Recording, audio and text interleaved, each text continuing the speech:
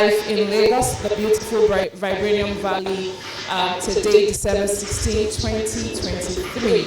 I welcome you, distinguished guest of honor, inspiring project manager.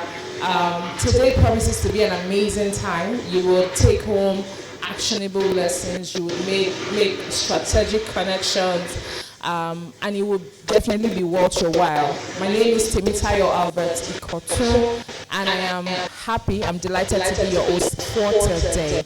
Biggest projects you can ever manage. Okay, maybe now, with the information that you have now, the biggest projects you ever, you think that you want to manage, whether be it in the tech industry, the event management industry, whatever it is, think of it now and write it down. You can write the details, not too much, a line, 2 lines, it's just fine. Write it down, and then I will tell you what to do with it afterwards. So for those who are taking pictures, I see that people are already taking pictures. Please, when you're posting on your social media platform, the hashtag for this event is the Project Managers Mixer 2023. Hashtag Project Manager Mixer 2023. Hashtag the PM Tribe. Hashtag NERA. I will take that again. If I have the media to help me put this up much later, the hashtag will be the Project Managers Mixer 2023. Hashtag PM Tribe. Hashtag NERA. So when you're posting on your Instagram, posting on your WhatsApp maybe, please tag them, and then I'm sure that they'll be happy to repost. All right, thank you so much.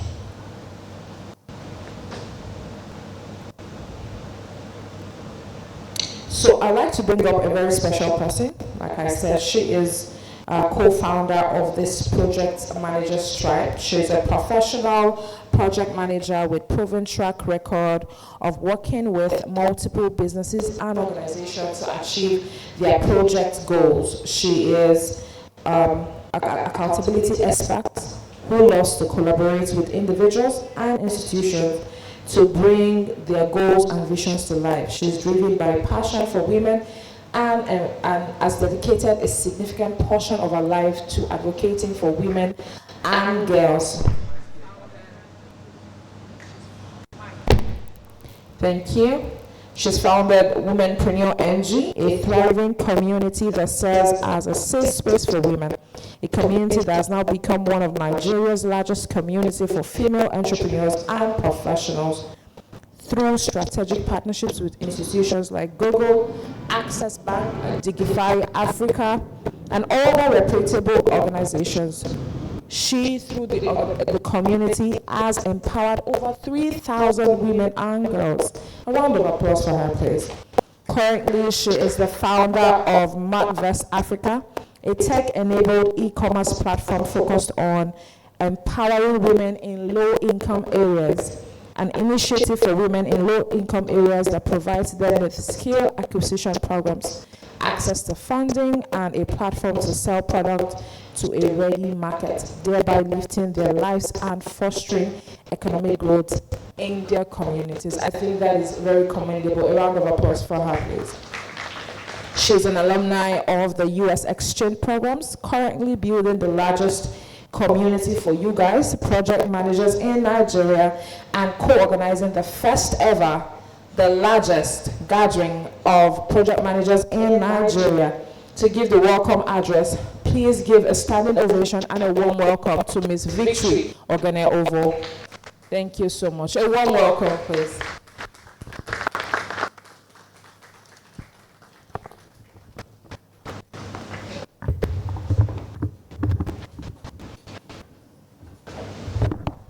Thank you, everyone. Good morning. Good morning. Project managers, good morning. I wrote my speech, so I'm not going to say a lot because I actually talk a lot. So yes, good morning, everyone. First off, I'd like to say thank you for being here today. You are actually bringing our dreams to reality. I'm truly honored to stand before you today at this remarkable event for project managers and those aspiring to come into the project management industry. Before I say anything major, let me express my gratitude for your presence here. In a world that is constantly evolving, where change is the only constant, the role of project manager becomes not just crucial but transformative.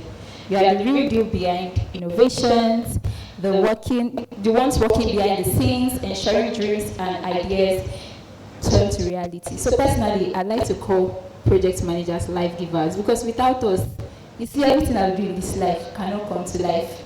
You see ideas, a lot of ideas will actually die. We are the ones actually driving system, we are the ones bringing ideas to life. So once again, please put your hands together for yourselves. You people are literally life givers.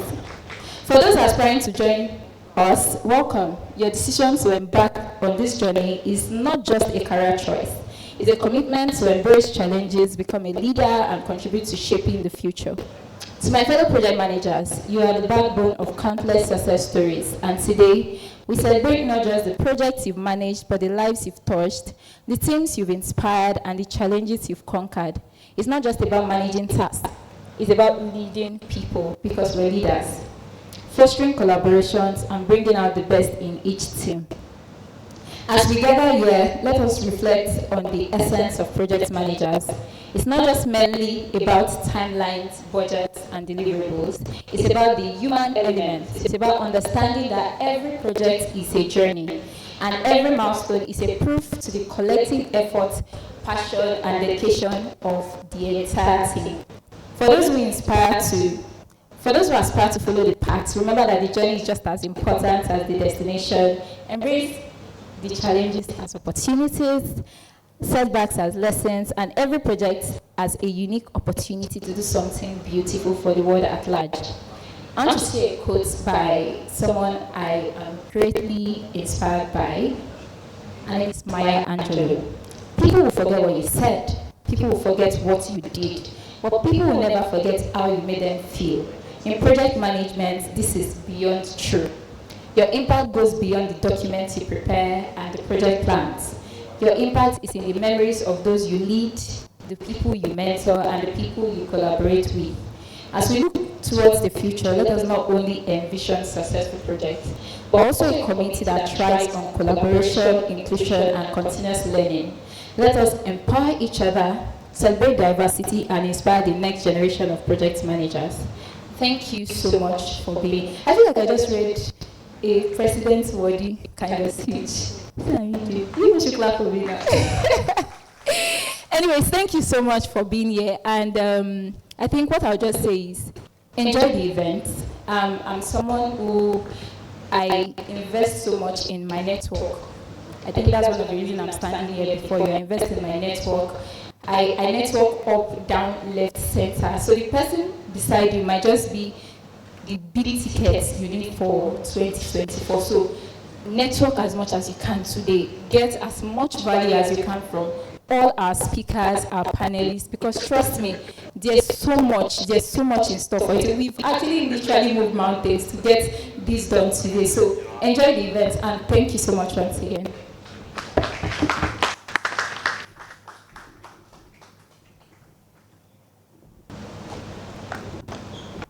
Thank you so much, Ms. Vicky. A round of applause for her again, please. You know, earlier I was saying that, we have a lineup of astute speakers. We have powerhouses, forces in industries, cream de la cream of project management, really, who have decades of experience. And, while Ms. Vicky was on stage, we received a very special guest, and I'd like to recognize her and bring her to our seat, the very delectable, phenomenal Mrs. Funke Bokno. A round of applause for her, please.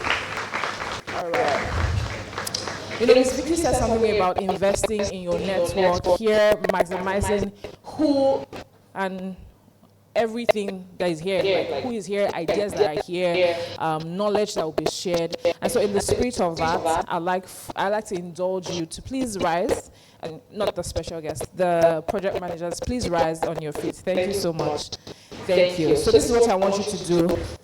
You're going to meet the person next to you, and then you're going to meet the person in another aisle. So you are in this aisle, you're going to meet somebody next to you here, and then you're going to go to this other aisle and meet one person. This is the question, or this is what you're going to ask. the person's name, what the person does, and a random fact about the person.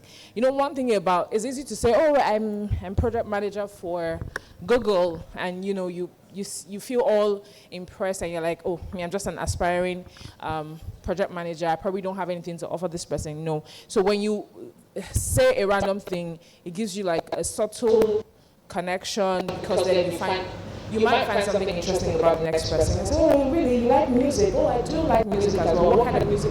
And then you're able to sort of bond on a very neutral ground before you then progress into your very impressive profile and all of that. So yes, let's get started. You meet somebody, you can take pictures with them, post it on social media, tag the PM tribe, tag the project manager mixer as well. I'm going to ask you afterwards, so there's no Ojoro Council here. Meet one person on your aisle, meet another person on another aisle, ask them of their name, what they do, and a random fact about them. Of course, you will tell them yours as well.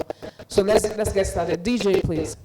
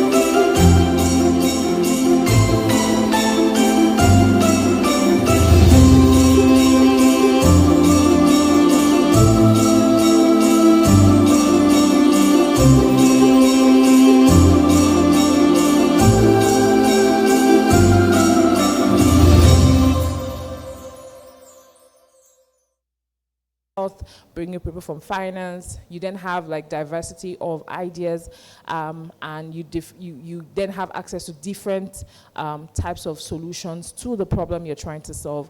So to take us on this panel session, which is titled "The Diversity of Project Management in the Innovation Era." I'm going to first introduce a project manager. She's a project manager at Microsoft, and she works out of the African Development Center here in Lagos, Nigeria. She was formerly a product lead at Tangerine Africa. She was a product manager at Opera-backed payment startup OPay and at Guarantee Trust Bank. She was also a market research analyst at BGL PLC, where she started her career. She cares deeply about building digital products, creating experiences users love, and impacting younger talent. With a really warm welcome, please make welcome Miss Omojo Almuzia. Warm welcome, please.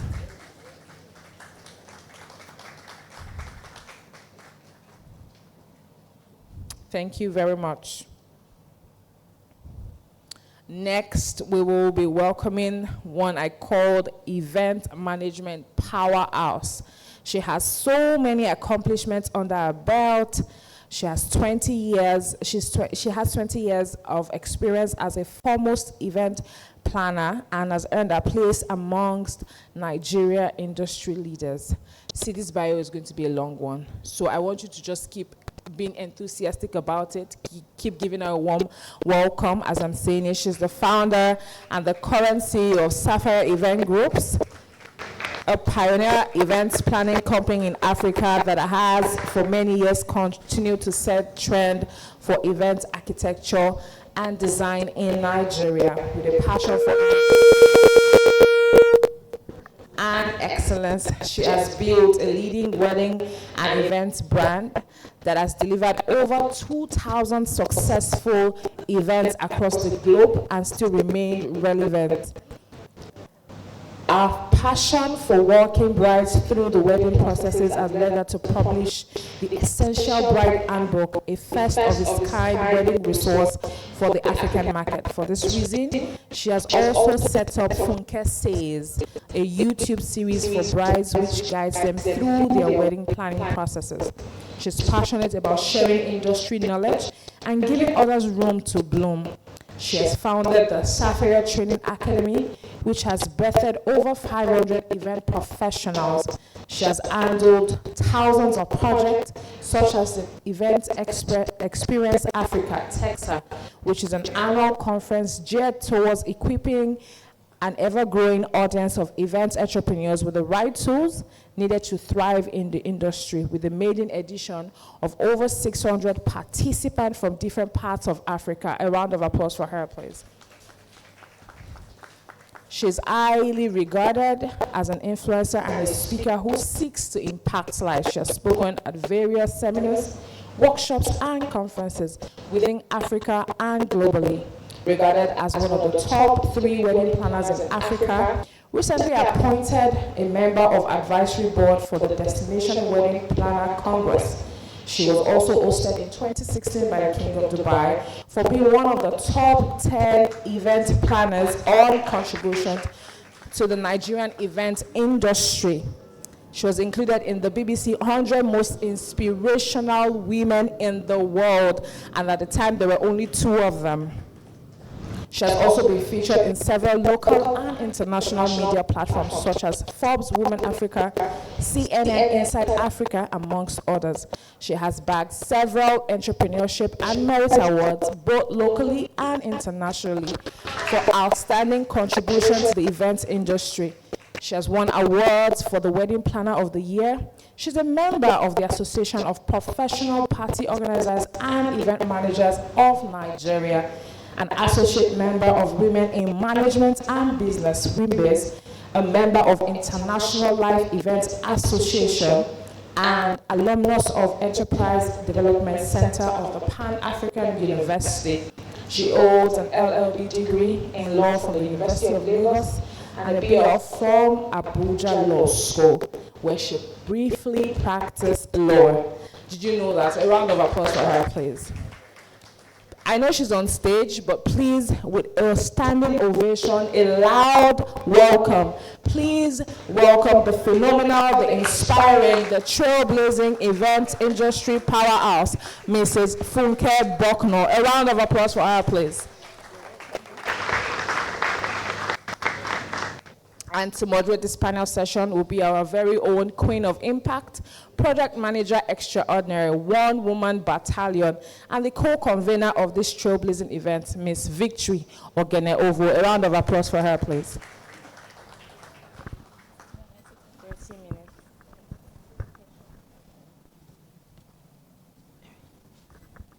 So this is our first panel session, and we have two amazing panelists. Please, can I get a mic here? We have two amazing panelists. They are experts in different fields. And the idea behind this panel session is so we can attend to different project management across different industries. We've listened to their bio, and you know that, yes, we actually brought really heavy people, to this event.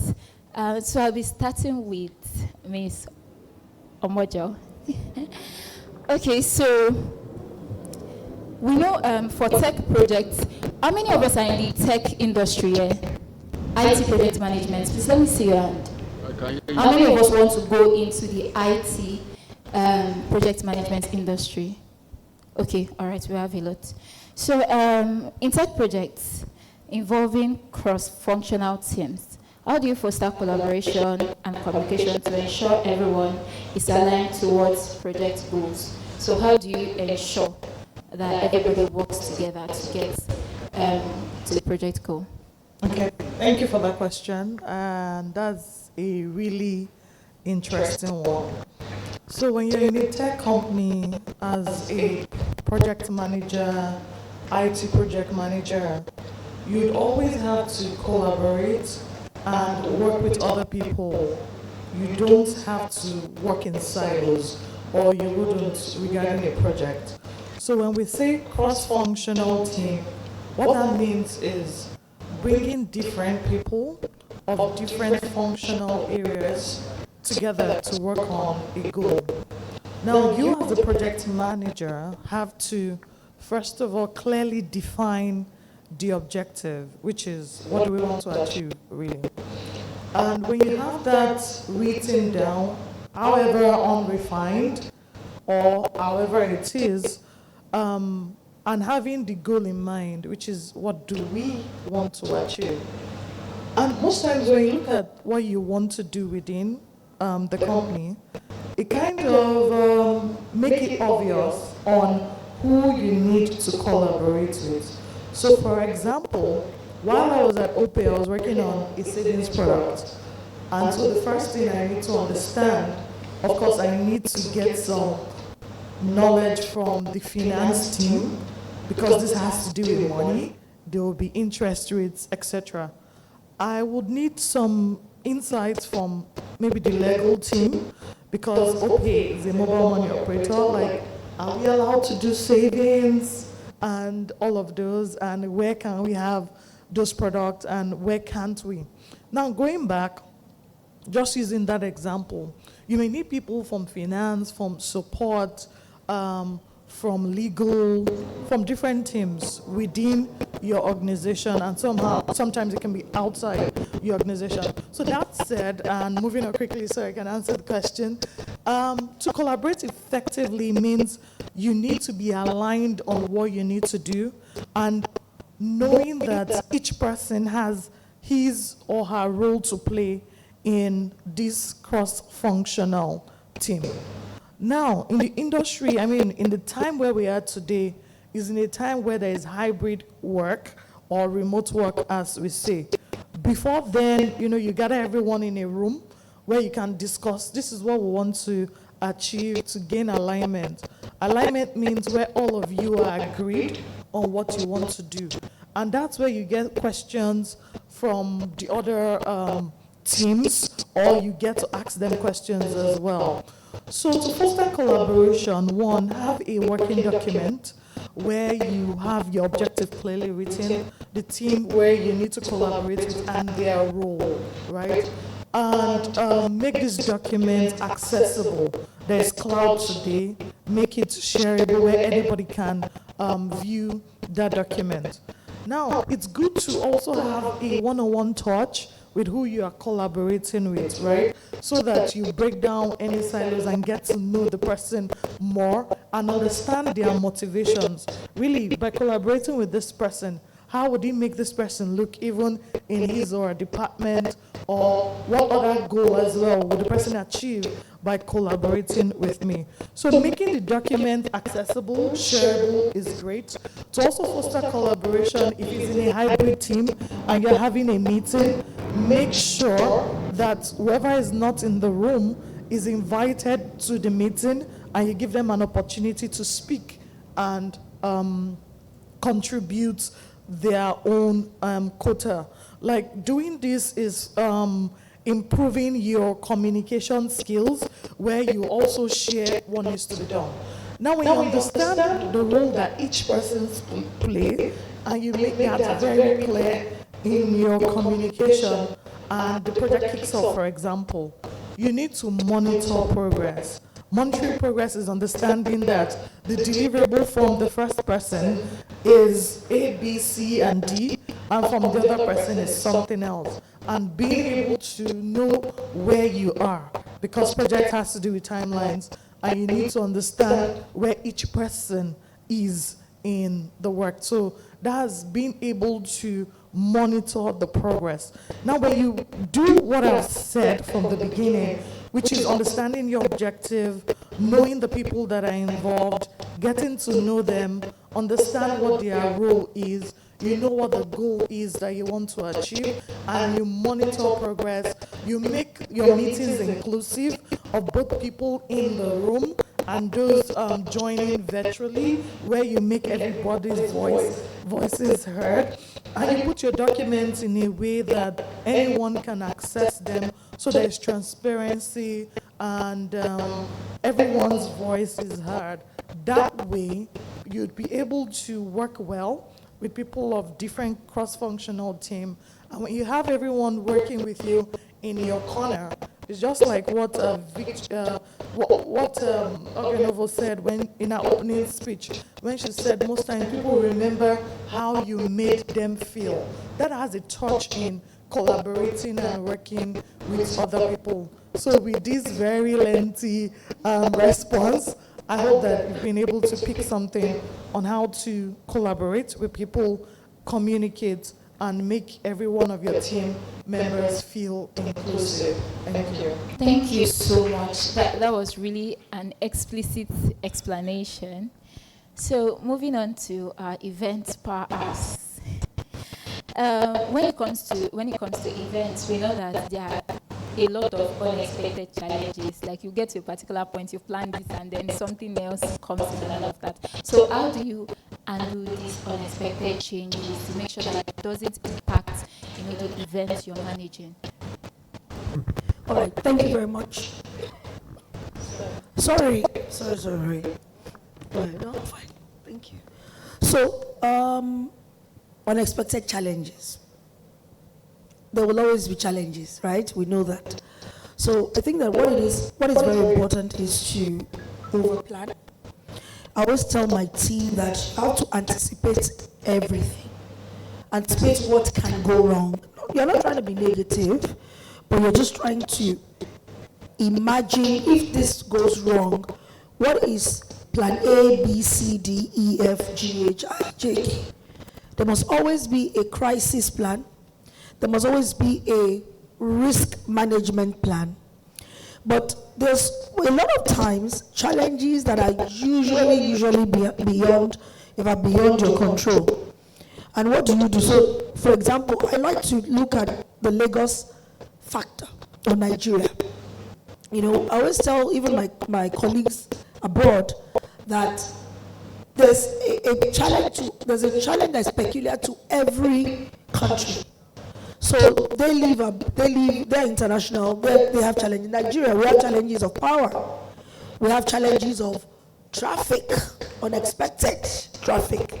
We have challenges of trailers falling on the road and you just don't know how it happened. We have challenges of internet, Wi-Fi not working. So there's just so many challenges that you would face when you're planning an event. But it's important that you see, you talked about the goal, the outcome, the future, blah, blah, blah. It's important to see the end goal. It's important to understand what one challenge that you don't correct can affect the other parts of the event and can create chaos. So how do you avoid chaos and how do you manage this?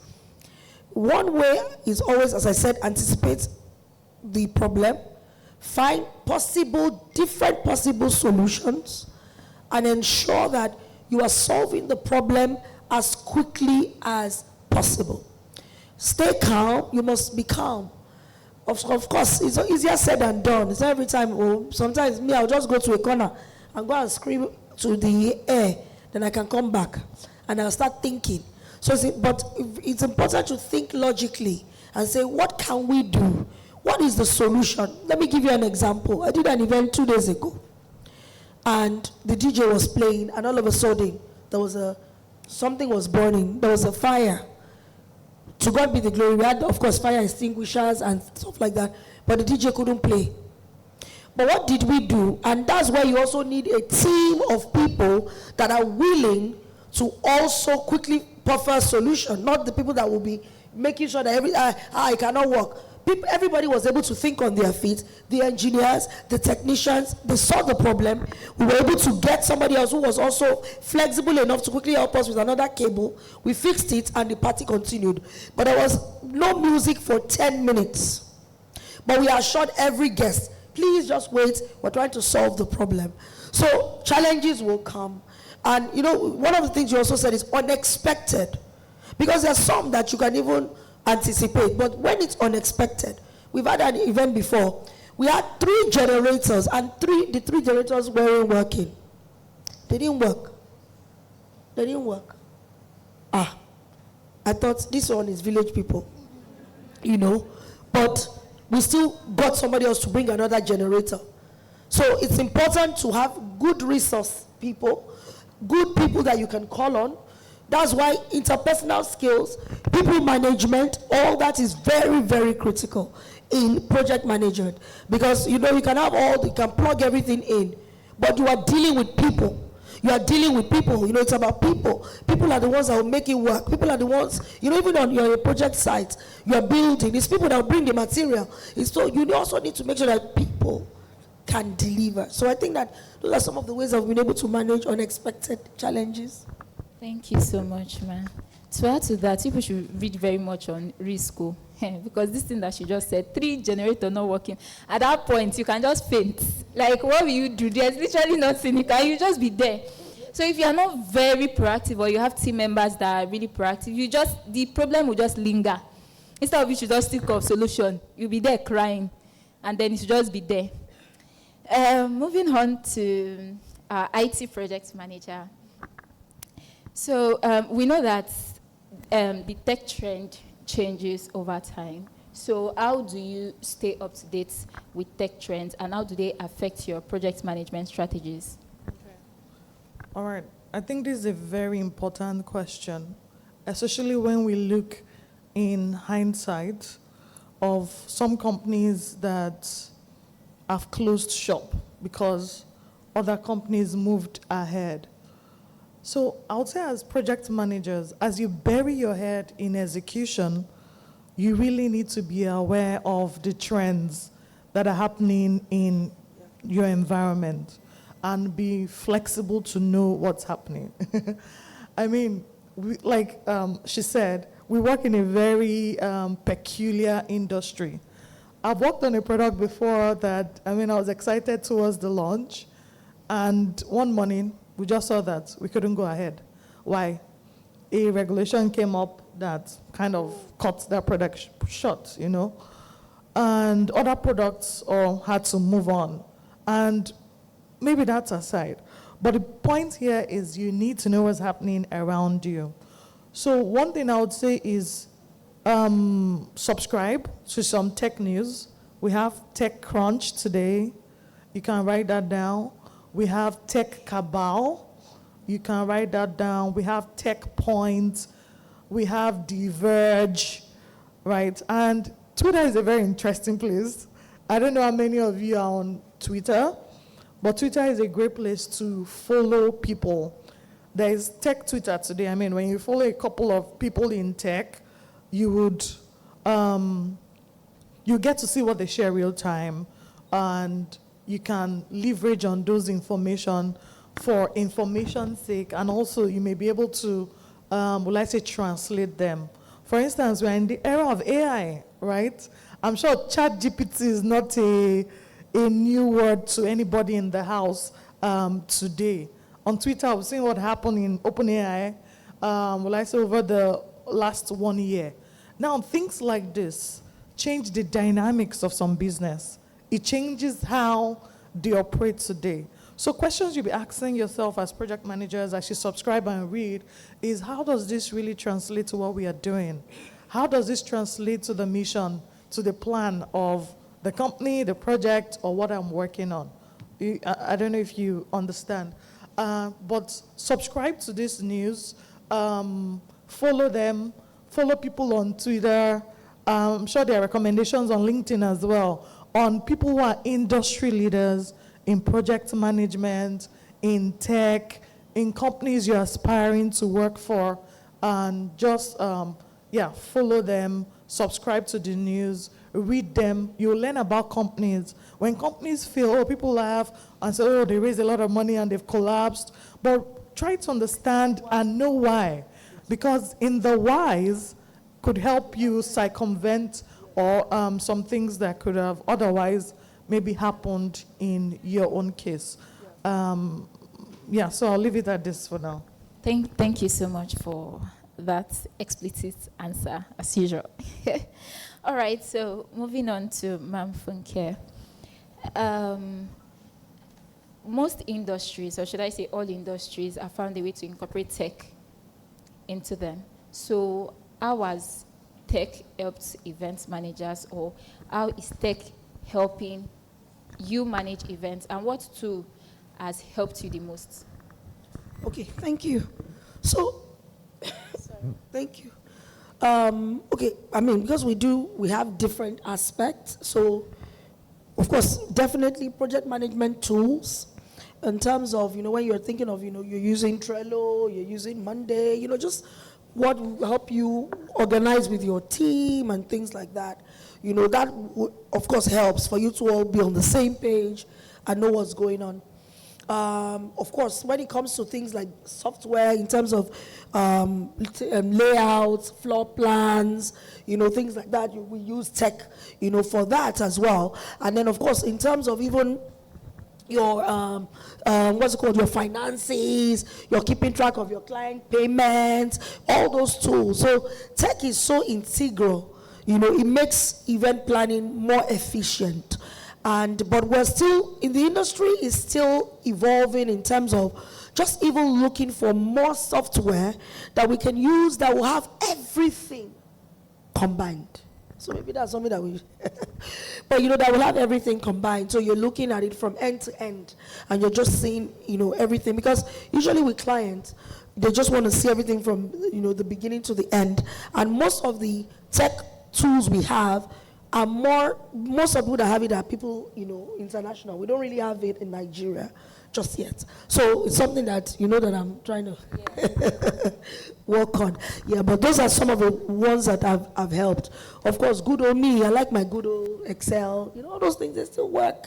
They still work, They still work. So you use it and then just look for, I think what it is to look for in every single area of what you're doing, what can make you more efficient. I think that's what we must always think about. So in terms of, payment, what will make me more efficient? Communication with the client, what will make us more efficient? Layout of a floor of a space management, what will make us more efficient and make it faster? So that's things that we need to constantly think about and ensure that we're doing in the events industry. Thank you so much, ma'am, for that. Thank you. So, ma'am Omojo, the next question would be, when managing projects, you handle different stakeholders from the finance team, the product owner, different stakeholders. So how do you, please, this question is very important, very, very important for project managers. So how do you ensure that you communicate effectively to each of the stakeholders, making sure that every single one of them understand what they are meant to understand at the time they are meant to understand, so that one person will not come and say, hey, you said this thing and I didn't really get what you meant. So how are you able to effectively communicate with each stakeholder to make sure that all of them, align to deliver? Okay, thank you. This is also, all the questions are really important. When you work on projects, you have stakeholders. Even as a project manager, you may have multiple stakeholders if you're handling more than one project at once. Now, typically, as a project manager, you may report to head of projects, head of products. Your head of product also has a boss, and there are other stakeholders. Everybody wants you to move their project forward. Now, how do you manage all of this? How do you communicate? Okay, we've kind of broken this down from when we started talking, when we said, when you have a project, state clear objective, work with people. There's also a side to it, which is communicating that progress to your stakeholders. So if I have a stakeholder, let's say, I'll use an example from when I was in Tangerine. Before now, insurance, the company that was taking over had a lot of paper insurance. That's the way people subscribe to their insurance. And what I had to do was to digitize that process of taking insurance from the manual. And when I checked a lot of things, for instance, the forms were almost 15. I'm like, how do people feel? People will feel bored if they are trying to do this online. Now, the head of that department is curious to have that project on. And most times, that's not the only thing I'm working on. I'm also working on banking as well, in order to build a banking app from scratch, right? And so I have someone else who is saying, what's the updates? Now, as a team, you must decide on the projects that you're taking on, for example, and communicate clearly that this is what we can do, and this is the scope. You must communicate the scope, so they don't ask you for something that is outside the scope. And when requirements comes that outside the scope, you must also document it and say, I told you this would take XYZ days or XYZ resources. If you need to add this now, maybe we'll put it in version 2 or not. But it's really your soft skills that will come to play here when managing stakeholders, because it has to do with communication, with managing people, and some of your stakeholders may not be friendly. Like, they would not be, some of them will not be friendly, and you need to find a way to find the soft spot in progressing. Now, managing stakeholders, also, I'd like to add this, also has to do with when to say no. You don't say yes, yes, yes to everything. So, for example, if you have a resources that cannot handle more within a specific period, saying no is just not like saying no. We say, if we have more resources, we may be able to take on this at this time. Clear communication, written communication, and when you've taken off a project, sharing, progress is also very good. In an agile team, there's something called demo. Demo is where you kind of say, this is where we are and what we are doing. I find demos to be very good in managing stakeholders. And so I try to invite my key stakeholders to my demo, even though we've not really completed everything. But they can see what the progress is for a tech product, right?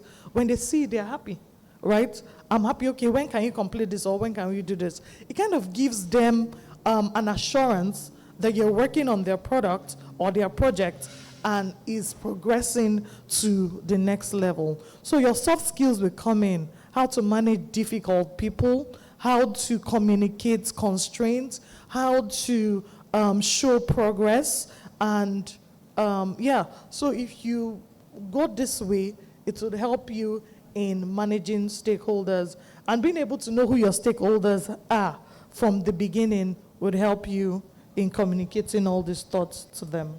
Thank you. Thank Thank you. you so much for that answer. Thank you so much. Now, this next question is basically the question, is one of my most asked questions in my entire project management career. Some of my students are here and they've asked me, every single one of them have asked me this question. So how would you advise project managers generally on pricing? How should they price? How should they set their price? No, it's your question. It's your question, yes. So how would you advise project managers to set price, fee, whatever? So what should they put in consideration?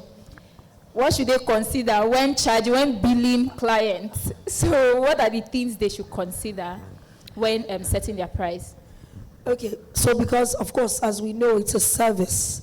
Service is something that people don't understand, and they kind of feel like, why should you charge a certain amount for service? Because they can't see it as a product. So you have to, first of all, see what you do as a product. I think that's what I've had to do. And I learned this over the years. It's not like I learned it immediately, because I also didn't see what we were doing as a product. I don't know if you get, I couldn't even value it well.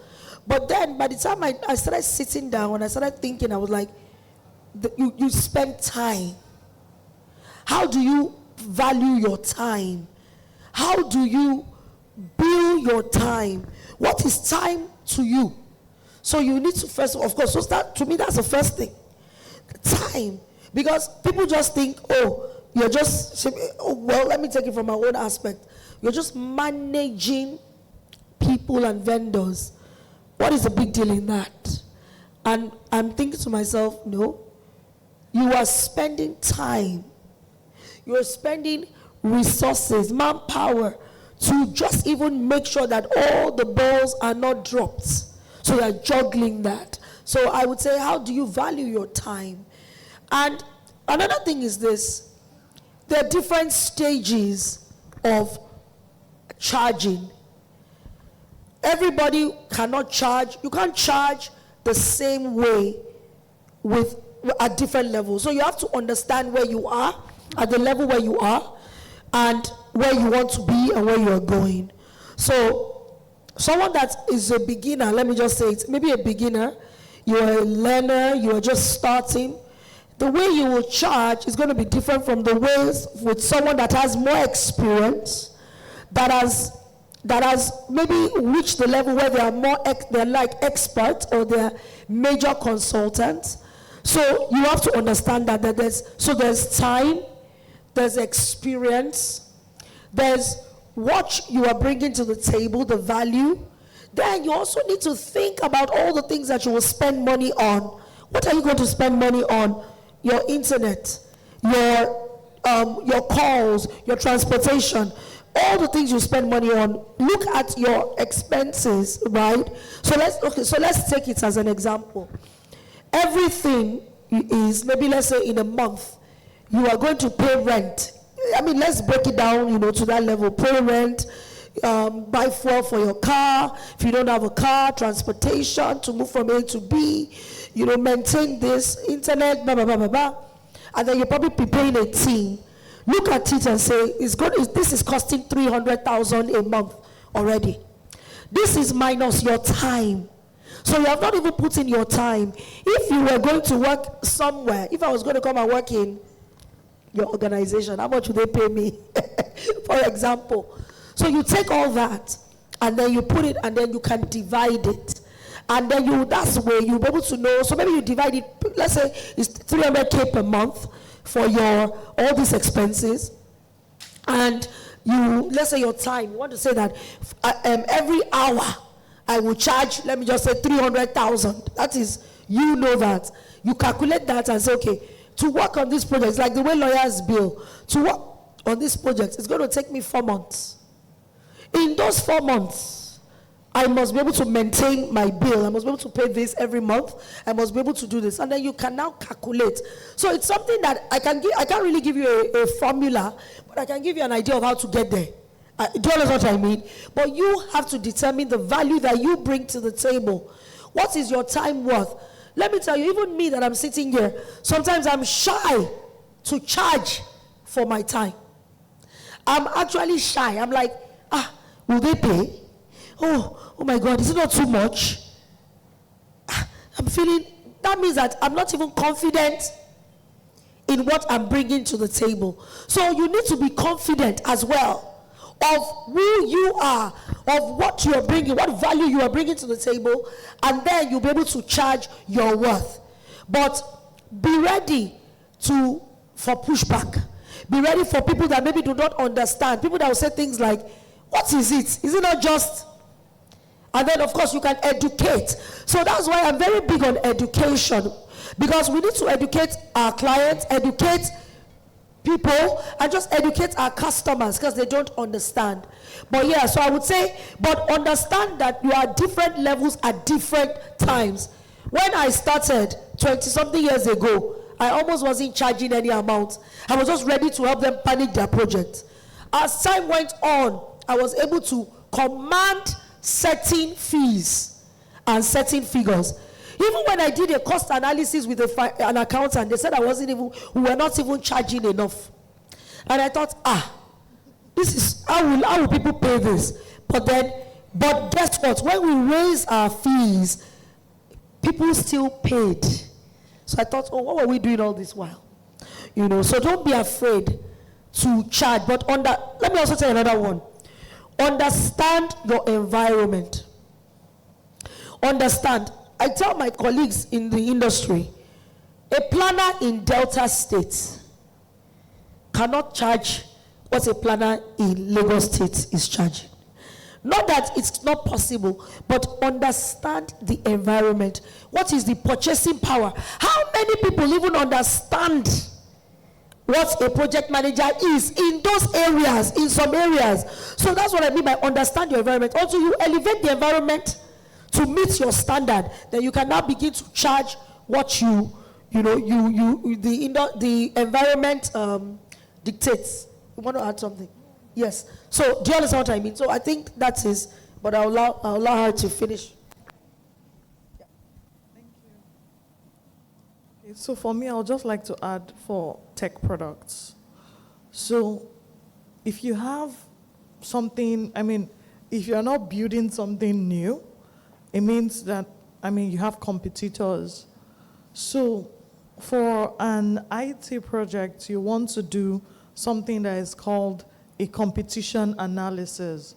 And somehow pricing strategy is part of it, which means that for everyone else who is offering the service that you're offering, what are they charging today?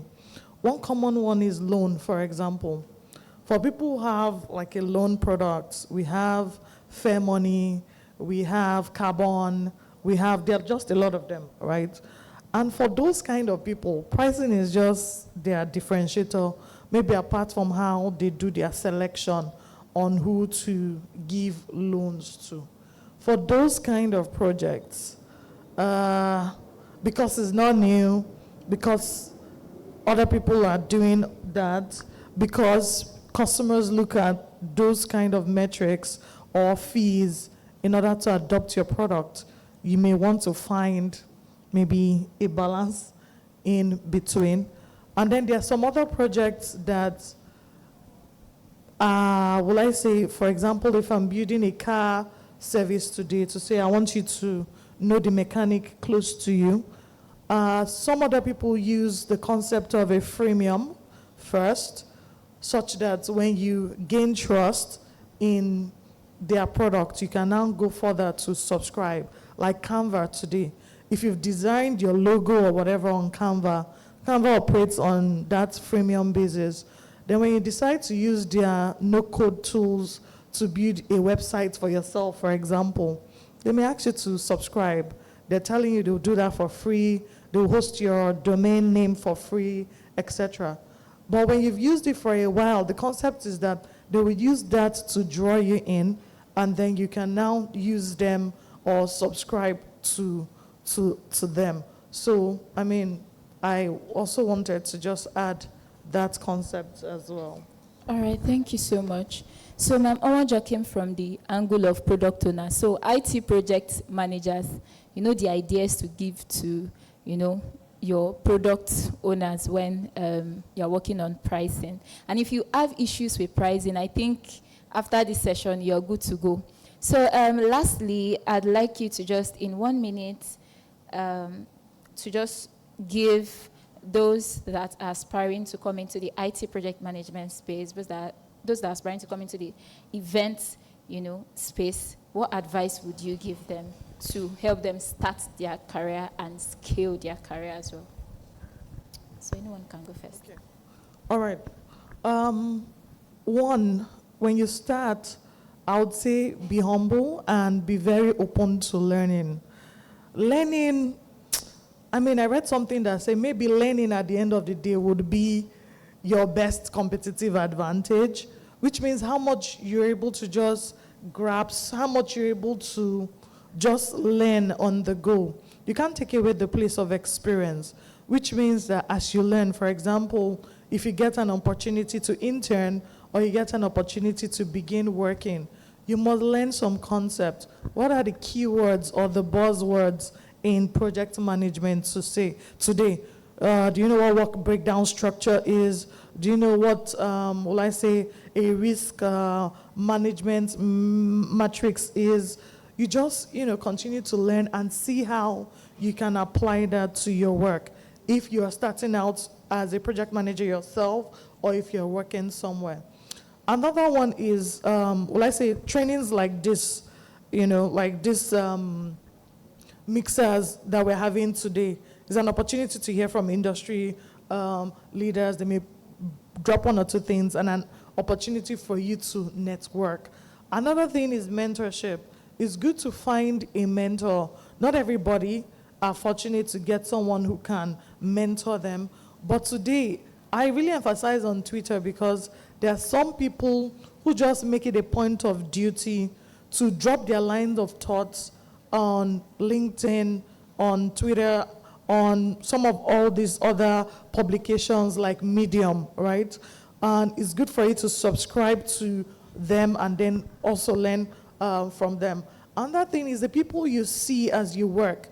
It's good for you to bring your best self to work and your positive attitude to work, because the way you will scale may be dependent on those relationships that you've made. And I'll use myself as an example. While I was at GT Bank, I think I went to OPay to sell one of my digital products that would have been good for them as a startup. I don't know whatever impression that I made, but the head of product there called me some months later to say, I'm hiring a new product manager. Would you like to join? And somehow, I still think to today, what was it I said? What was it I did? Now, aside that, when I joined 2 years down the line, some other company called me and said, somebody you worked with before recommended you and said you'd be very good for this role. It was just, what kind of interview happened? It was just a culture fit interview that happened. Like, there were no question as regard, can I do the job or whatever. It's just culture fit and a discussion with HR. And then from there, someone else who had worked with a developer who started working in Microsoft, there was an opening in his role, and then he says, he called me. When I joined, he was so happy. He posted on Twitter, I think, oh, the best product manager I've worked with, I joined my team and all of that. So it's in bringing your best self to work. Somehow, you may not know how things would be, or you may not have things already planned out for the next 5 years, but your dedication to your work, your interaction with your colleagues, and bringing, well, I would still say your best self to work can help pave the way for you. Also, there are also opportunities that you can, check out online. But these are, will I say, easy tips on how to navigate and scale in your industry. Thank you. Thank you so much for that. Okay. I think she's kind of said it all, really. About what to do when you're starting out, or even in the middle of where you are, or even being able to just even sustain. It's important that I let you all know that, even if I've been doing this for 22 years, I still love it. But I definitely know that even at the very beginning, it was not easy. It's still not very easy. But so it's just important to know that, and she said something, said, be very good at what you do. Be very good at what you do. Do it with excellence. I think that there's a lot of mediocrity. Like, give everything your best. Don't do things haphazardly. Don't do it just because. Once you have committed to something, give it everything you have. Even if, whatever, no matter how much you have now charged for it, give it everything you have. That's one thing I'll add. Another thing I will add is consistency is important. And consistency also comes from dedication. It comes from being very resilient. It comes from being tenacious. It comes from just doing something well over time. Be known for something and stand for something. Right now, everybody wants to do everything or be everything. Or everyone thinks that, time is going, or I've not yet arrived. I want to tell everyone that you just need to be patient. Use the opportunity you have to build your craft. Use the opportunity you have to be the best.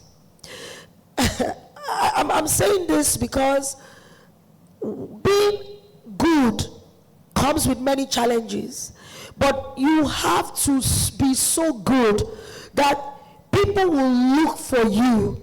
Let me tell you why I'm saying this. I was just explaining. You can hear my voice, right? And I have an amazing team, great team.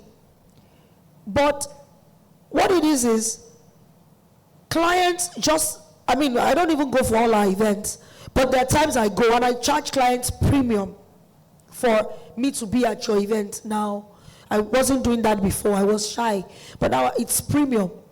But what it is that people see the value we bring. People see how dedicated we are, our team, and everybody on the team is a star. Everyone on the team, I'm telling you that they are stars, meaning that they are all empowered. Don't be afraid to let your team members shine.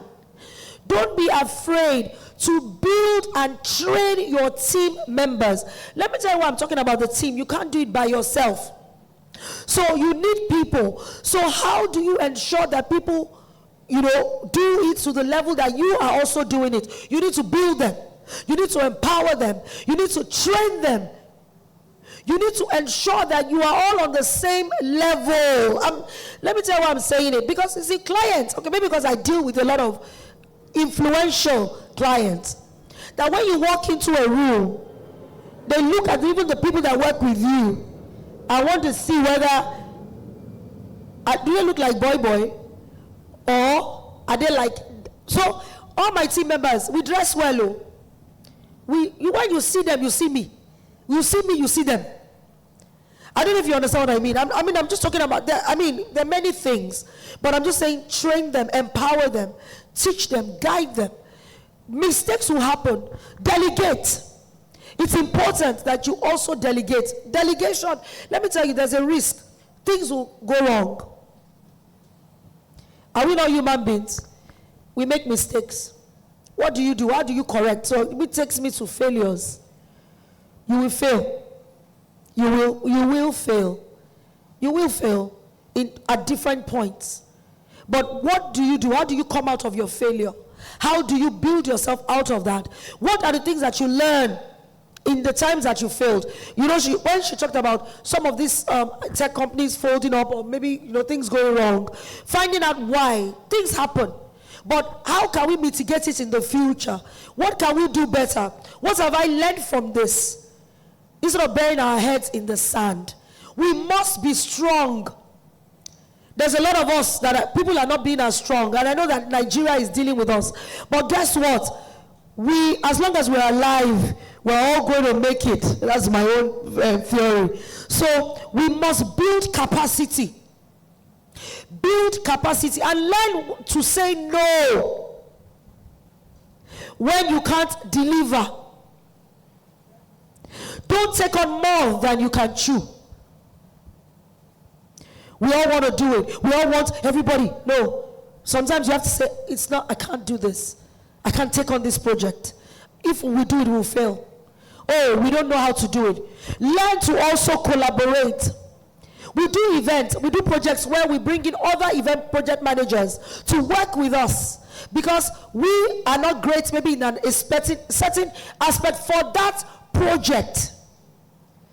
So maybe the client needs something that we don't readily have, or we don't have the expertise, or we don't have the tools.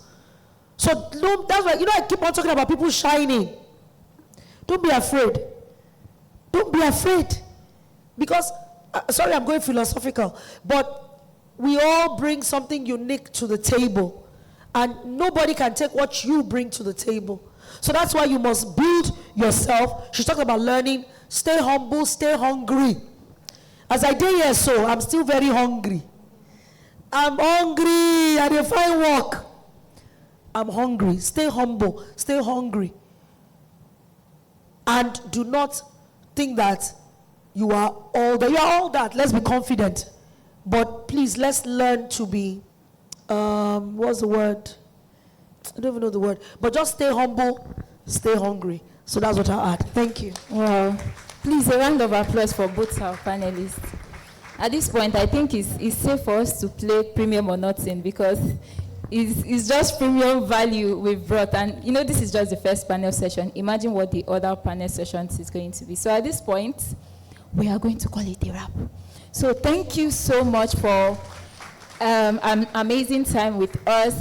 Dr. Ayo, please, can you come on stage? Okay.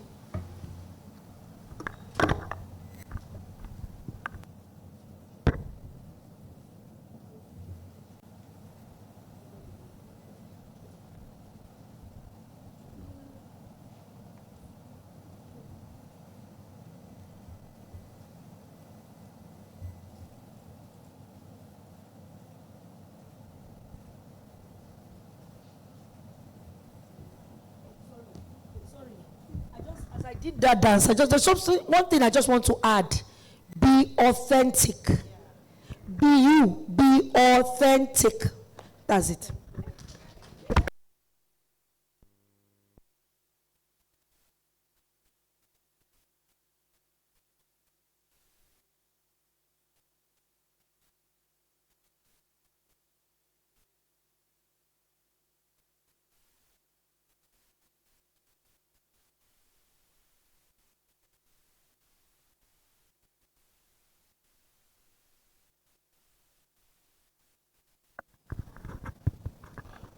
Wow, that was a full session. Please, another round of applause for our speakers.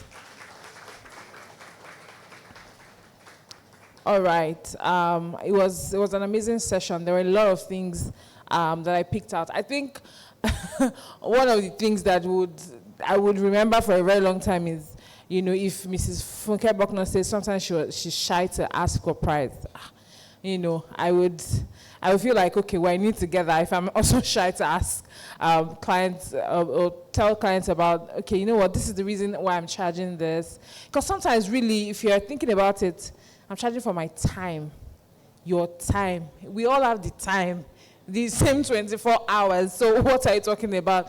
Or, I mean, I'm an event host. Really, if I want to charge, well, you're charging because you want to say, welcome, thank you, come on stage, goodbye. Like, really, how do you truly want to charge for that kind of service? But, hearing them talk, hearing them say, put value on what you do, be confident about what you do, understand that only you can do what you do the way you are doing it. Nobody, see, there are people who, my friend, and I'm sure a lot of you know her, Mojibade Show.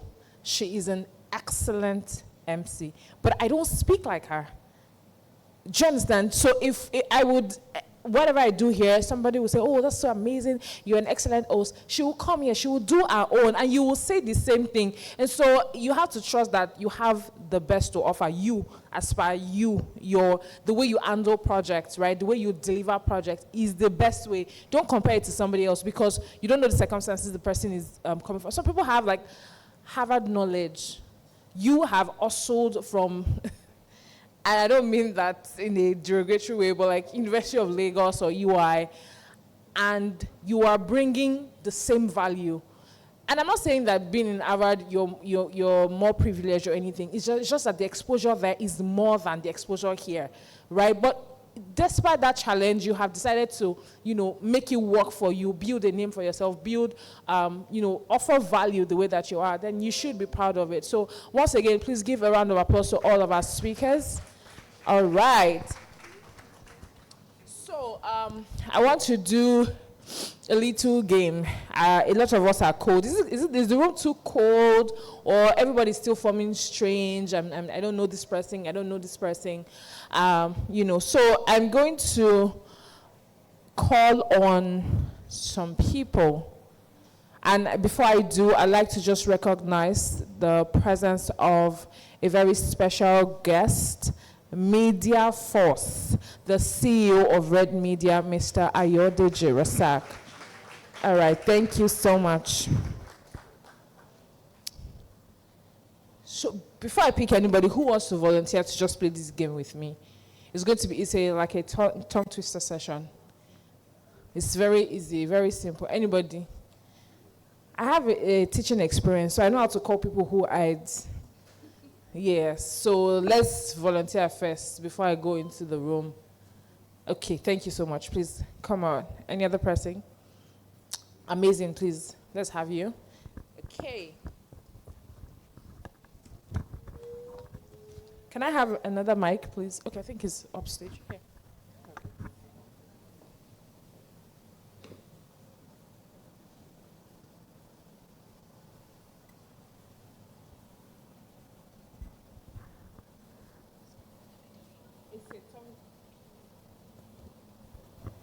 It's a tongue twister session. So I'm going to tell you what to say, and then you're going to say it very quickly 5 times.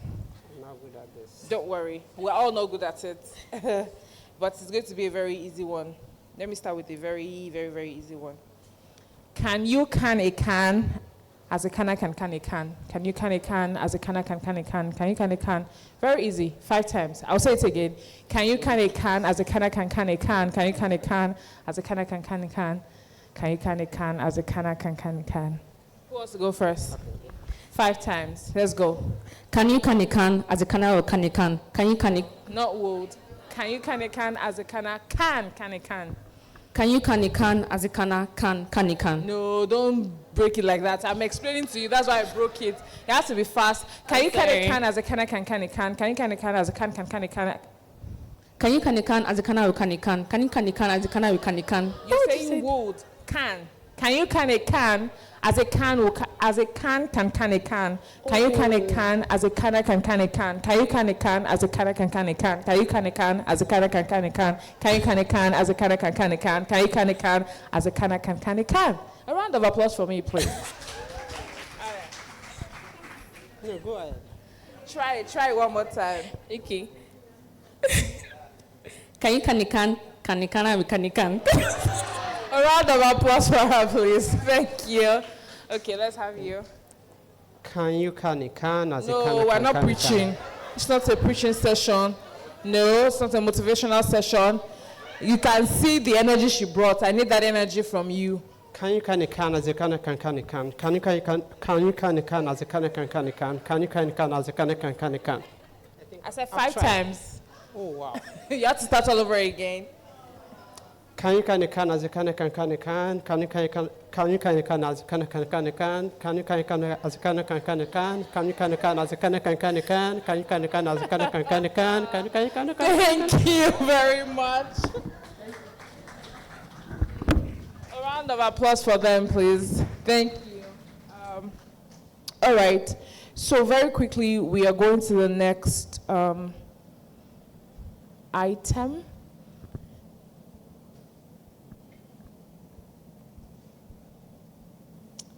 So you know how in different industries you have like a lot of people doing plenty things, and let me divert from project management a little. A lot of people are doing makeup artists, a lot of people are fashion designers, a lot of people are bakers, and you're wondering like how are you, because you know when you're writing a business proposal, right, they'll tell you what's your competitive strategy or what's your own unique proposition, you know. I wonder what people put, because really, you want to say you offer flavor, let's say you're a baker, flavor that other people don't offer. What do you want to say?